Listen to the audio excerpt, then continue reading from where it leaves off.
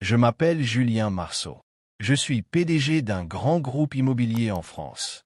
Mon nom est sur des immeubles, des tours, des contrats, mais chez moi, dans cette grande maison vide, il n'y avait qu'un silence pesant. Depuis 3 ans, ma fille Élise, 11 ans, est clouée dans un fauteuil roulant. Un accident de voiture. C'était un chauffard ivre. En une nuit, le rire d'une petite fille vive et curieuse s'est transformé en un silence triste et résigné. Les médecins m'ont dit qu'elle ne marcherait plus jamais. J'ai payé les meilleurs, j'ai construit une aile entière d'hôpital, j'ai fait venir des spécialistes du monde entier. Rien. Je l'avoue, j'ai commencé à me renfermer. J'étais présent avec mon argent, mais absent avec mon cœur. Je ne savais plus comment parler à Élise. Elle ne souriait presque plus. On aurait dit que quelque chose s'était éteint en elle. Un jour, sur les conseils d'un ami, j'ai embauché un nouveau chauffeur personnel. Il s'appelait Malik. 30 ans à peine, originaire du Sénégal, toujours souriant, toujours ponctuel, toujours poli. Il ne parlait jamais trop, mais il avait une manière de regarder les gens, comme s'il les écoutait avec l'âme. J'ai rapidement vu qu'il s'entendait bien avec Élise. Il lui parlait doucement, lui racontait des blagues, l'aidait à porter ses affaires. Et, surtout, il ne la regardait jamais avec pitié.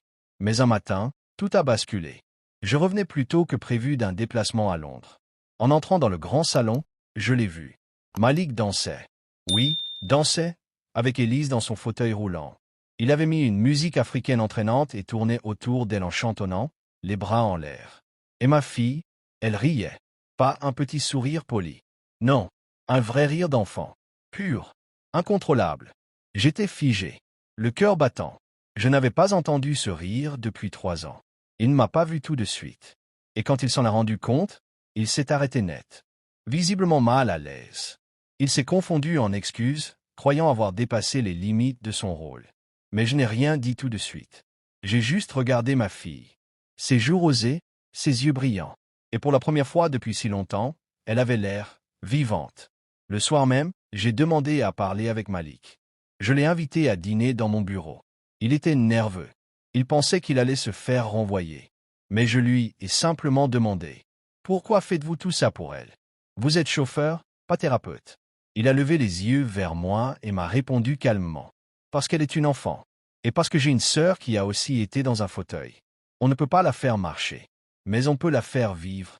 Moi, je danse pour lui rappeler que la vie bouge encore autour d'elle. Je suis resté silencieux. Et pour la première fois depuis des années, j'ai pleuré.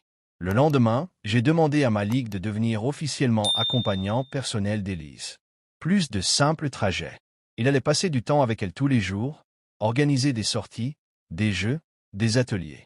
Je lui ai donné carte blanche. Il a refusé une augmentation. Il a simplement dit « Donnez-lui du temps.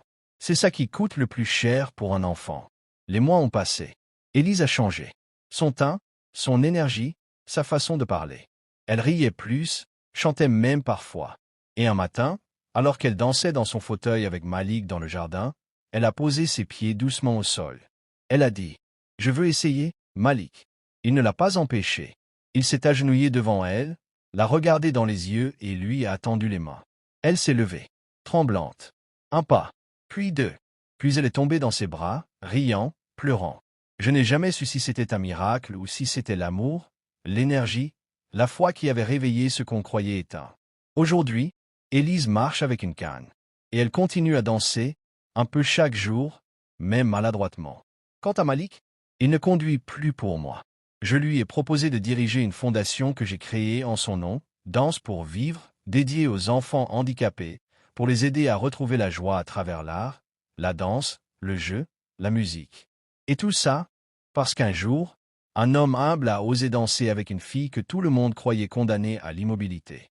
Les semaines qui ont suivi ce premier pas furent remplies d'émotions, d'espoir, mais aussi de doutes. Chaque geste d'Élise était une victoire, mais aussi une souffrance. Son corps, figé depuis 3 ans, luttait pour retrouver ses repères. Parfois, elle tombait. Parfois, elle pleurait. Mais elle n'abandonnait jamais. Car Malik était là. Toujours. Un matin d'automne, alors que les feuilles rousses tombaient dans le jardin, Élise a réussi à faire 8 pas seule, sans l'aide de la canne. J'étais à la fenêtre, figé. Je n'avais pas dit à Malik que je regardais. J'essayais de comprendre comment un homme, que tout opposé à mon monde, avait fait ce que ni moi, ni les médecins, ni les millions que j'avais dépensés n'avaient réussi. Un chauffeur, un inconnu, un ange déguisé. Je me suis approché de lui plus tard, et je lui ai demandé. Dis-moi la vérité, Malik, qu'est-ce que tu fais que je ne fais pas? Il a souri, doucement. Vous lui avez donné un fauteuil. Moi, je lui ai donné une raison de se lever. Je suis resté silencieux. C'était brutal, mais c'était vrai. J'avais mis tout mon argent dans des murs froids, des cliniques brillantes, des machines dernier cri, mais j'avais oublié l'essentiel. Le cœur, le jeu, la chaleur humaine. Quelques semaines plus tard, j'ai décidé de faire un geste. Pas pour lui faire plaisir, mais parce que c'était juste. J'ai organisé une grande réception dans mon manoir. Des politiciens, des journalistes, des artistes, des patrons. Tous avaient reçu une invitation pour une annonce très spéciale. Personne ne savait ce qui allait se passer. Malik, lui, pensait simplement venir accompagner Élise. À la fin de la soirée, j'ai pris le micro. Tout le monde s'est tourné vers moi. Et j'ai dit, « Ce soir, je ne suis pas ici pour parler de mes réussites, ni de mes immeubles, ni de mes millions. Je suis ici pour vous parler de la personne la plus importante de cette maison après ma fille. Un homme discret, un homme simple, mais un homme qui, par sa foi, sa douceur et sa bonté, a changé une vie que même les plus grands médecins disaient perdue. Puis, je l'ai appelé. Malik Diouf, approchez, s'il vous plaît. Il était tétanisé. Toute la salle l'a regardé. Il est venu timidement. Je lui ai remis une clé symbolique. Celle du bâtiment que je venais d'acheter au cœur de Paris. Un ancien centre culturel abandonné. Je l'avais rénové en secret. Voici le siège de la Fondation Danse pour vivre, que vous dirigerez. Vous aurez carte blanche pour créer des programmes, accueillir des enfants, embaucher qui vous voulez. Ce bâtiment, c'est à vous. Tout comme mon respect éternel. Les gens ont applaudi. Certains ont pleuré. Et Malik a baissé les yeux, les larmes coulant silencieusement sur ses joues. Puis, il a levé les mains et a dit simplement, « C'est pour Élise. Tout est pour elle. C'est elle qui m'a redonné la foi. » Aujourd'hui, 2 ans plus tard, Élise court. Pas vite, pas parfaitement, mais elle court. Et rit. Elle donne des ateliers de dessin dans la fondation. Elle chante même dans la chorale des enfants. Elle a 13 ans et des projets plein la tête. Elle dit qu'elle veut devenir thérapeute pour aider ceux qui, comme elle, ont perdu l'envie de vivre. Et Malik, il est désormais connu dans tout le pays. Il reçoit des lettres du monde entier. Des parents, des enfants, des éducateurs. Mais il vit toujours simplement. Il ne veut pas de luxe. Il dit, la danse n'a pas besoin d'or pour briller. Juste d'un cœur qui bat. Leçon de cette histoire, parfois, les miracles ne viennent pas des médecins, ni de la science, ni de l'argent. Parfois, un miracle, c'est un homme ordinaire, avec un sourire sincère, une main tendue et une musique dans le cœur. Parfois, il suffit juste de danser, même quand tout semble figé.